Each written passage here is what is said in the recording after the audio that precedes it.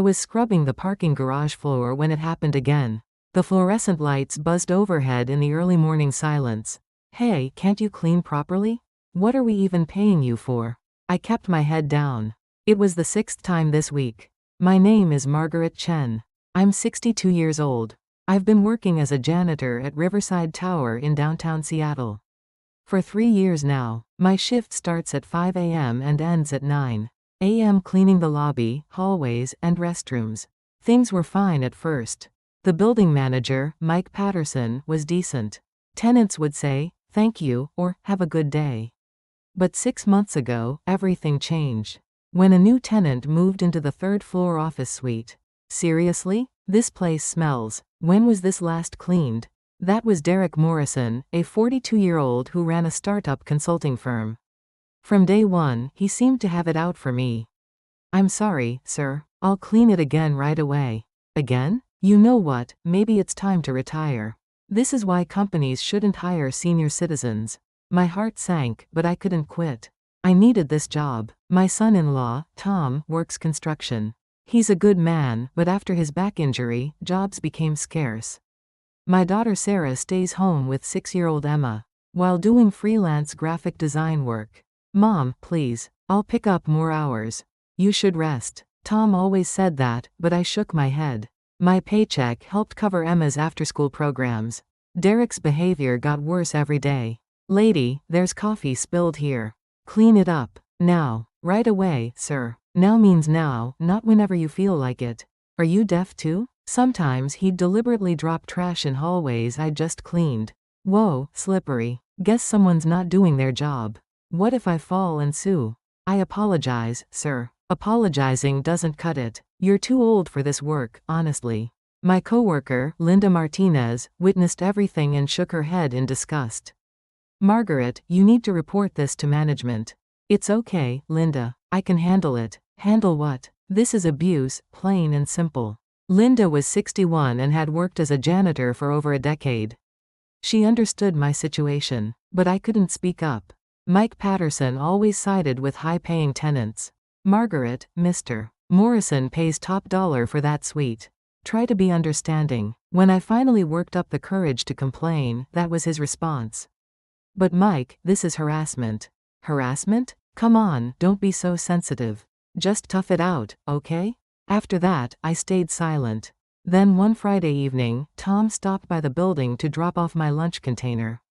I'd forgotten at home. In the parking garage, he found me on my knees, wiping up water while Derek stood over me. "Can't even clean up water?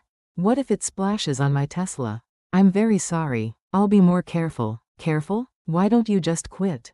You're too old to do this job properly anyway." Tom's face darkened. "Mom." "Tom, please." Tom approached us, his fists clenching and unclenching. "Mr. Morrison, why are you speaking to my mother-in-law like that?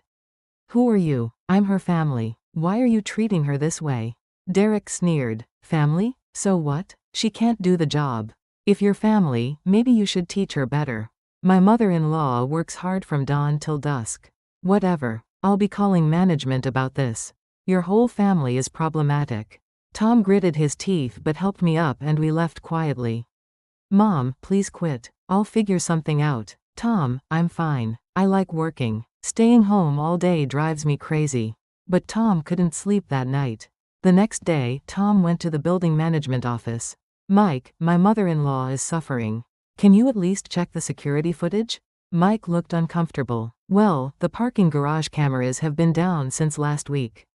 We're waiting on a repair tech." "What about complaint records?" "Complaints? We haven't received any. Actually, Mr. Morrison said the cleaning has improved lately." Tom was stunned. But without evidence, his hands were tied. That night, Tom was in my room and stumbled upon an old scrapbook. It contained newspaper clippings and photos I'd saved over the years. One article caught his eye. It was from 3 years ago. "Seattle woman saves life at accident scene." The photo showed me helping a woman after a car crash. Next to it was a small certificate of appreciation. "To Margaret Chen, for your courage and kindness. Eleanor, Riverside." Tom recognized that name immediately. It was engraved on the plaque at the building's entrance. Riverside Foundation, founder and director Eleanor Riverside. Tom's heart raced. The next morning, Tom called the foundation office. I need to speak with Ms. Riverside. I'm sorry, Ms. Riverside isn't taking meetings due to health reasons. Then her assistant director. This is important. Days later, Tom met with the foundation's operations manager. My mother-in-law, Margaret Chen, saved Ms. Riverside's life 3 years ago. The manager's eyes widened. Are you certain? Let me make some calls. After several phone conversations, the manager nodded. Ms. Riverside remembers. She remembers that day. What's happened? Tom explained everything. The manager's expression hardened. Give me a week. I'll look into this. A week later, Tom received a call. We found evidence. Only one parking garage camera was broken. The elevator lobby camera was fully operational. And Linda Martinez kept detailed notes in her work journal. Tom felt tears welling up. Thank you. Also, the management system shows 3 complaints filed by your mother-in-law that Mike Patterson deleted. We have access logs and cleaning schedules as proof. Days later, an emergency meeting was held in Riverside Tower's conference room. I sat there trembling. Tom held my hand tightly. Eleanor Riverside entered. At 70, her eyes were still sharp and clear. Margaret Chen. Yes, Ms. Riverside. Do you remember that rainy day 3 years ago? When you stopped to help me? I nodded. I've been grateful ever since. But to learn that my benefactor has been suffering in my own building. I'm deeply sorry. Eleanor's eyes glistened with tears. It's not your fault, Ms. Riverside. No, it is. Eleanor turned to her operations manager. Show them the evidence. Security footage played on the screen. Derek yelling at me. Even pushing my shoulder. And here's the management system log. 3 complaints Margaret filed that Mike deleted. Mike's face went pale. Ms. Riverside, you're terminated, effective immediately. Eleanor looked at Derek. Mr. Morrison, your lease is terminated today. Clause 14 Abuse of building staff results in immediate termination. Remember? Ms. Riverside, please, I made a mistake. The mistake was mine. I should have protected Margaret from the start. Eleanor turned to me. Margaret, would you consider becoming our facilities safety coordinator? Better pay, better hours, and the respect you deserve. Tears streamed down my face. Thank you, Ms. Riverside. Thank you, Margaret. 3 years ago and today, you've taught me what truly matters. That evening, our family had dinner together. Grandma, are you happy now?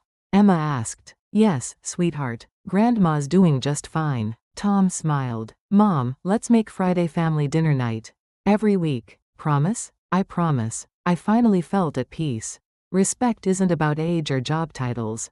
It's about protecting each other's dignity and safety. And sometimes, a small act of kindness returns as light in your darkest hour. If you're experiencing workplace harassment, contact the Equal Employment Opportunity Commission or a labor attorney. Don't suffer in silence.